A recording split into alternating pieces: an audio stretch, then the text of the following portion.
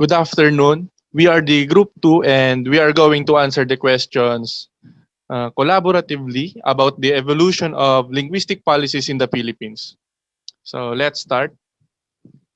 For question number 1, what is the current linguistic status of the Philippines? So I was showing with you the research here that this is for me to support that our linguistics situation. I mean the literal situation our language now is that it improves a lot better than before.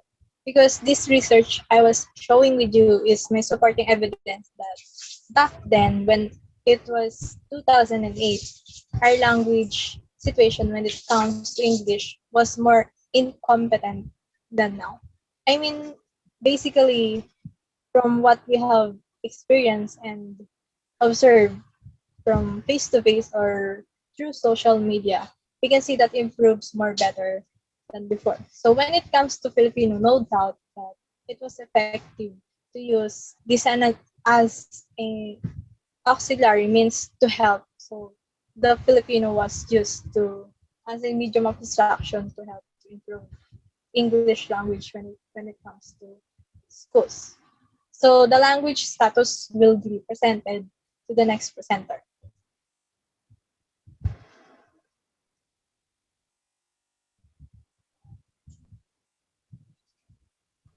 Okay. So in my own Philippines current linguistic situation, so I will read first. Um, Filipino language are rich and we are using more than 100 languages.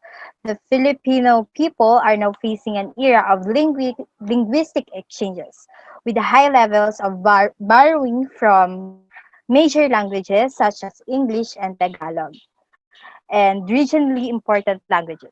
In process, for better or worse, some languages become completely obsolete and extinct. So, ang sabi dito, ah, nasa ano na nga tayo, panibagong era na tayo and then mas nag-i-improve na yung mga Filipino when it comes to use of language. And then ang sabi pa dito, we are using more than 100 languages and 183 we have 183 living languages and two and sorry, we have 185 languages and 183 of it is living languages and two is extinct or obsolete.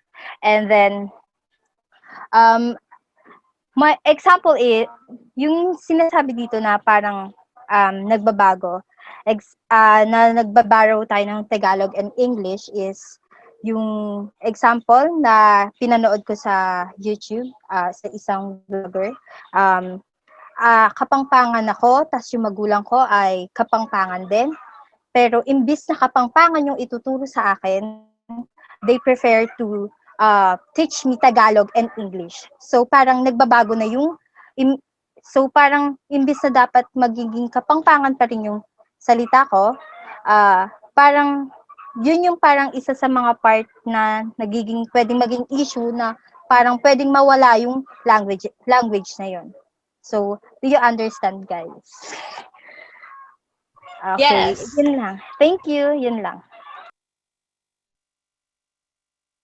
For question number 2, what are the policies governing language use in the Philippines?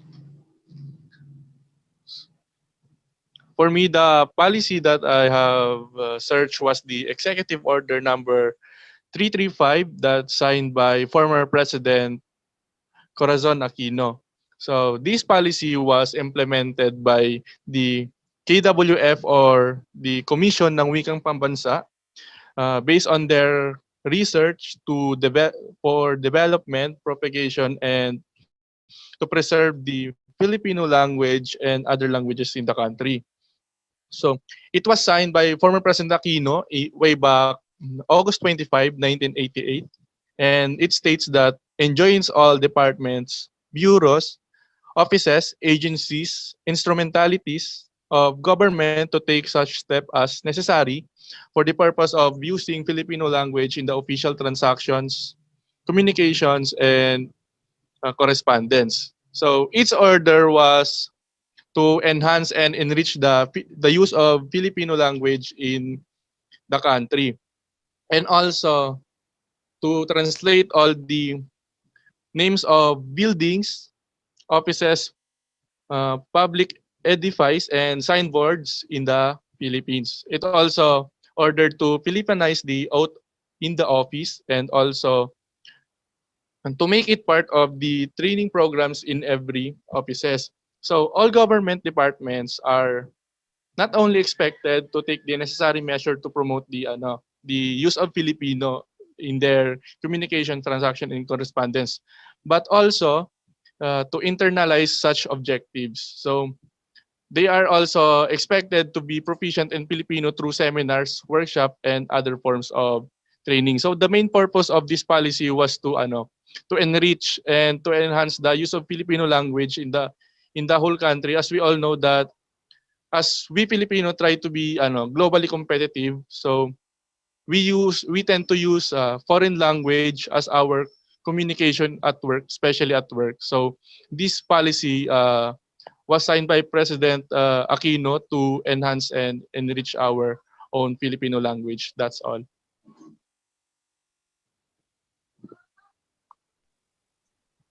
So next, we have this an act an act to strengthen and enhance the use of English as the medium of instruction in the educational system. So basically, this implementing language as a medium of instructions through books, modules, quizzes, tests, etc. that materials that the student will face when studying. So basically, when it comes to elementary level to high school level, speaking English as a medium of instruction was implemented. So, of course, it was implemented as a English only speaking to some private schools, but it was rare to some public schools. But those public schools that has a English only speaking uh, language was actually kind of effective. So so when it comes to higher education, our teachers are using the English language, which is I mean that when it comes to college. So we need to speak in English the same with them, like how we are going to respond with in English, the same as they are speaking English to us. Next.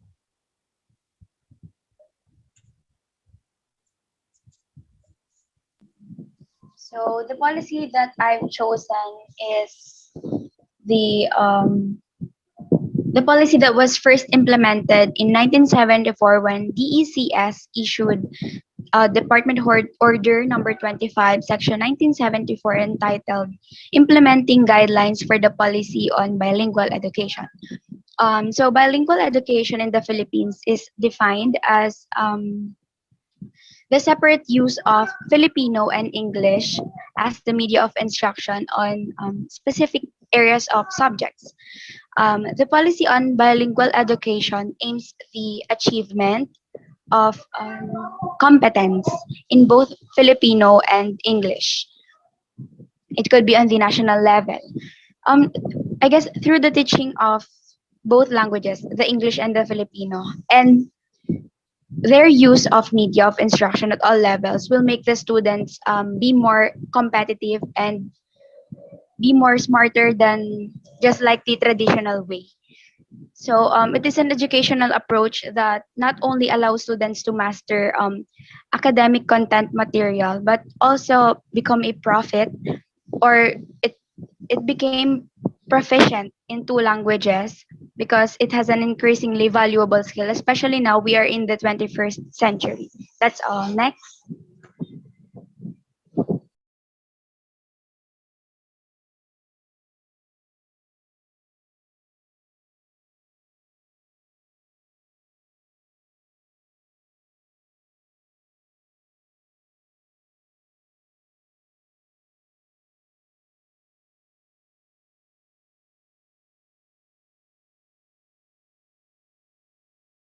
I think you're mute, ano, Annalyn.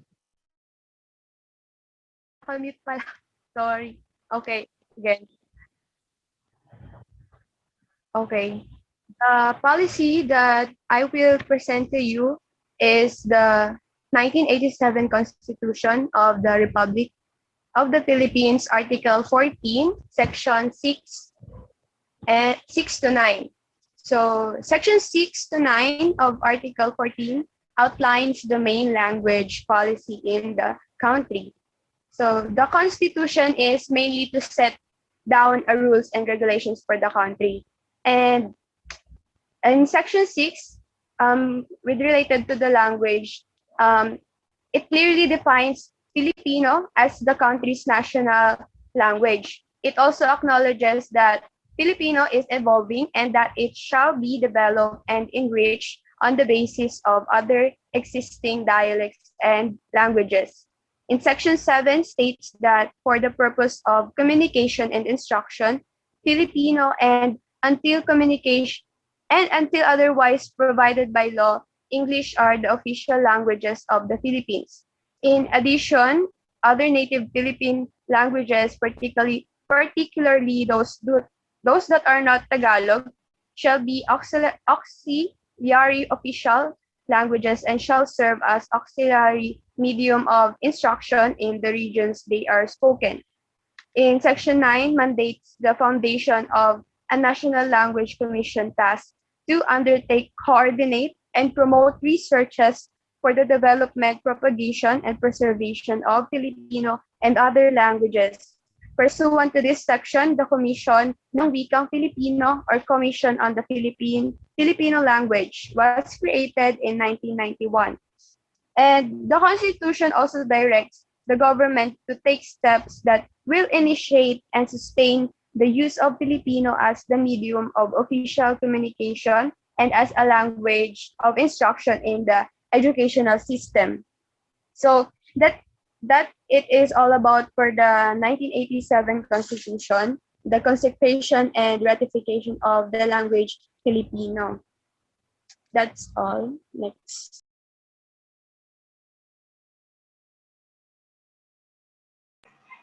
So, so sa nahanap ko sa Google, it is the Executive Order number 210 establishing the policy to strengthen the use of the English language as a medium of instruction in the educational system. So it says ang sinasabi dito sa executive order na to na English shall be taught as a second language starting with the first grade, as provided for in the 2002 Basic Education Curriculum. English shall be used as the medium of instruction for English, mathematics, and science from at least the third grade level.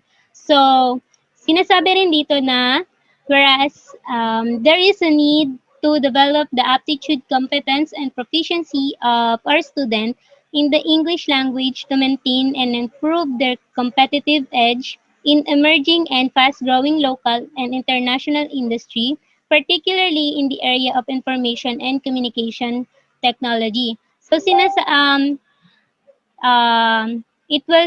was signed by our former President Gloria Arroyo, kung saan ang purpose ng executive order na to is to um, strengthening the use of English language as a medium of instruction also depends on the improvement of the entire educational system, particularly in the training of educators and the provision of learning materials and resources. So, sa DepEd, si CHED, saka sa TESDA, ito ay fully supported ito ng policy na to. So, kumbaga, pinatupad na to is para mas mag-improve pa yung sa second kino-consider natin na second language which is yung English. So yun, that's all.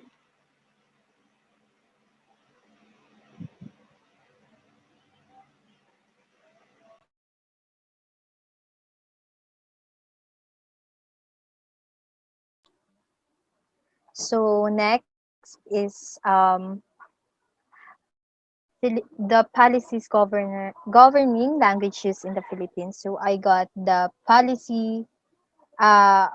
the language policy of the Commission on Higher Education. So this policy was implemented year 1994, Republic Act um, number 7722, and known as Higher Education Act of 1994. And it was uh, signed by the CHED, or also known Commission on Higher Education. So in this policy, it simply tell that uh, it focuses on the use of language too of the Filipino in a higher education. So I will in consonance with the bilingual education policy underlined in Dex Order number 52 series of uh, 1987, the following are the guidelines, medium abstraction. So first is the language courses, whether Filipino or English, should be taught in that language. So it's easy to understand, right? So whenever you are in a university or in school, whether it's public or private school, it should be you should use a English or Filipino language. And then um, number two, it says that at the discretion of HEI, literature subjects may be taught also Filipino and English. And if there are if that person is capable of using other languages, and the student or the professor can use is kaya nilang magsalita ng ganong language. So, pwedeng-pwede nila yun gamitin as long as nagkakaintindihan sila. And lastly, and sabi dito, if they are going to teach humanities or social sciences, they are they need to use Filipino language. That's all. So all in all, it focuses on the language use of Filipino and English.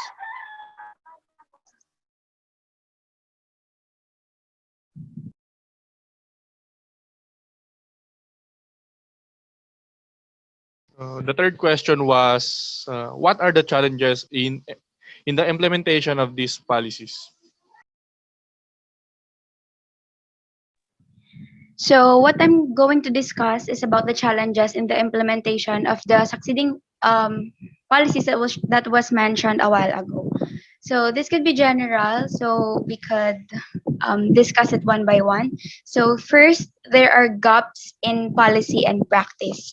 So whereas the policy says this, the practice or implementation does that.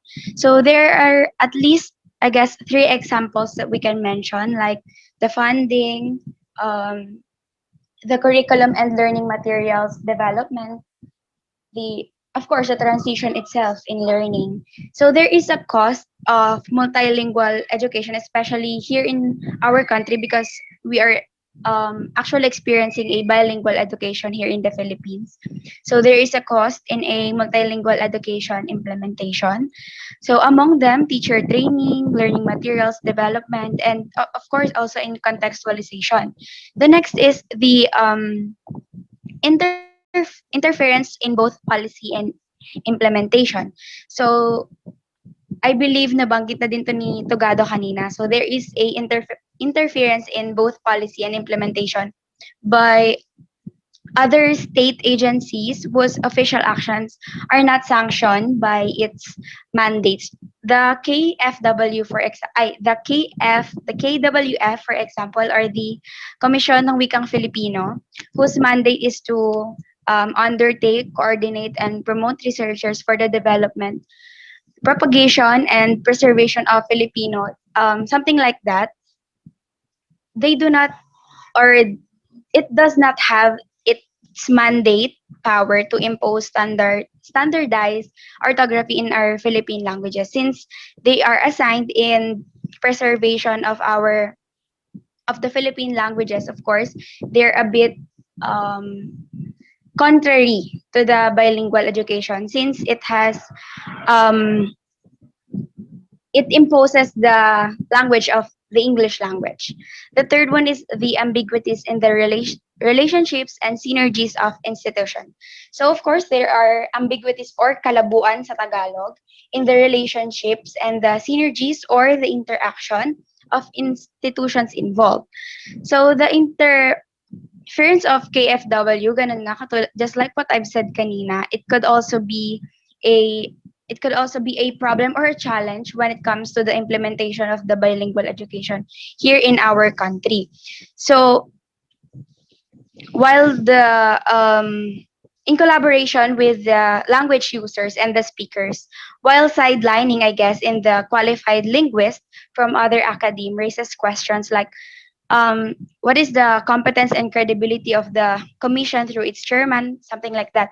And all stakeholders have each a role to play clearly in this case. So there is a bit confusion, if not deliberate manipulation, to not involve some parties in effective policy implementation, since this is a big challenge, especially in KWF, since I cannot say that they're against it, but it's just contrary on their like ethics, because they are known for the propagation of our languages here in the Philippines. Yet think of it that they are going to allow the English language to be on our education system. So that's it. Next.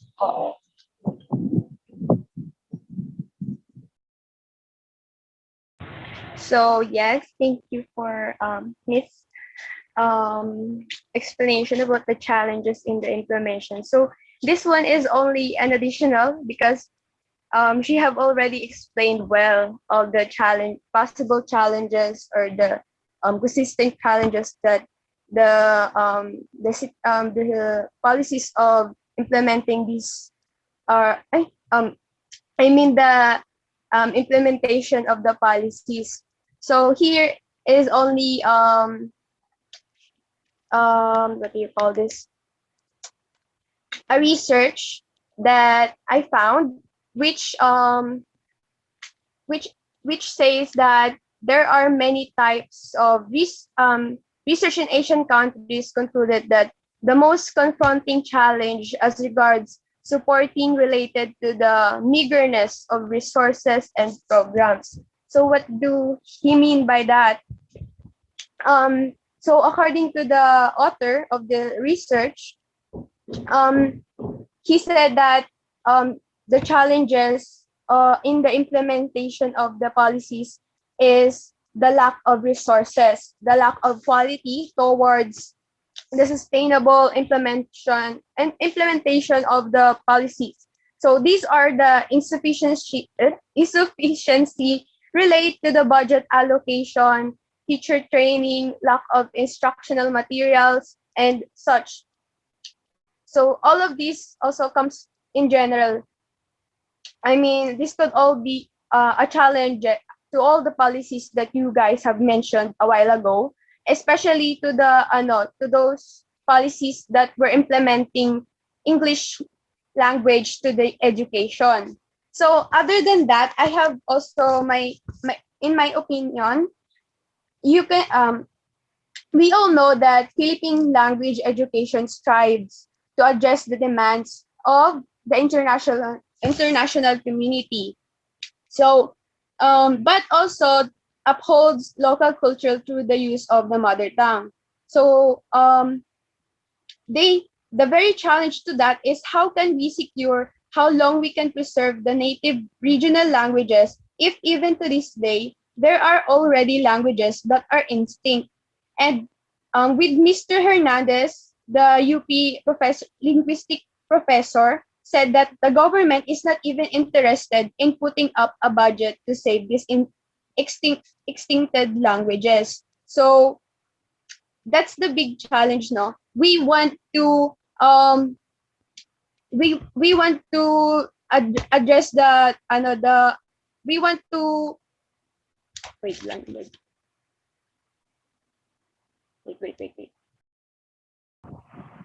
Okay, so I apologize for the technical difficulties. Going back, as to what I have been saying, we all know that the Philippine language education strives to address the demands of the international community, but also upholds local culture through the use of mother tongue. The very challenge to that is how can we how can we secure how long we can preserve the native regional languages if even to this day there are already languages that are already extinct. And even Mr. Hernandez, the linguistic professor at UP, said that the government is not even interested in putting up a budget to these extincted languages.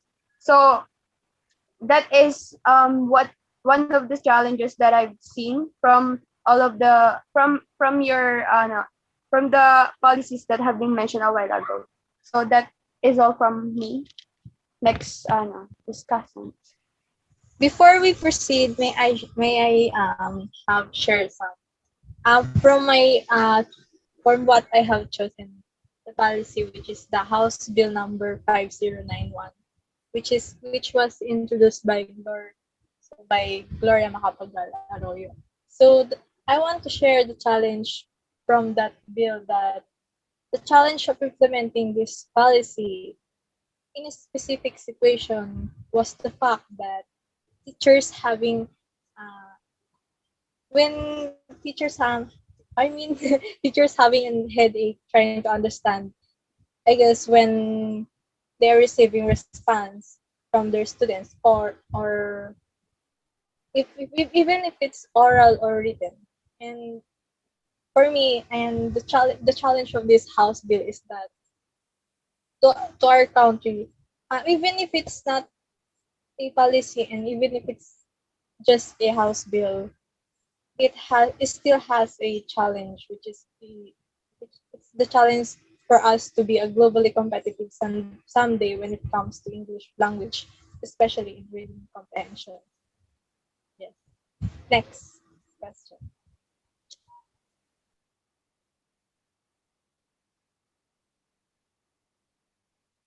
For the first question, over the years, how have these policies aid the government institutions in upholding and propagating the national language? So, over the years, for me, I think these policies aid the government to enhance, enrich, and preserve not only our national language but also the other languages in our country. So these policies help the government to promote our own country to other countries that attract many tourists or foreigners to visit us, and also those foreigners who come to visit us are eager to learn Tagalog for them to communicate and understand the Filipino as well. And thank you.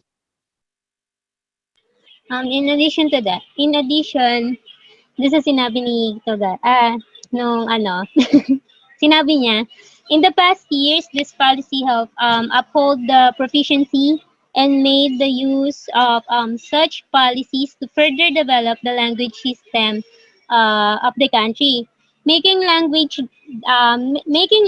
make them capable enough to conquer the modern and changing world. This also makes them knowledgeable about the different language system in our country. Thus, knowing that Filipino and Tagalog are different, making use of the government's power to create policies that helps in improving the use of our language and making sure that the language is learned by the student and even ordinary people will make a future full of educated person. That's all. just an addition, I guess, the commission the on the Filipino language plays an important role when it comes to upholding and propagating the national language, since they are the ones who who rules and propagates and preserves the um, various local Philippine languages. I guess one of the reasons that we are still upholding our language and other various languages here in our country is because of the commission on the Filipino language. You guys, do you have anything, something to add or anything or something to say? No more na. Okay, I Yeah. guess let's call it a day and we're done. So thank you all for listening.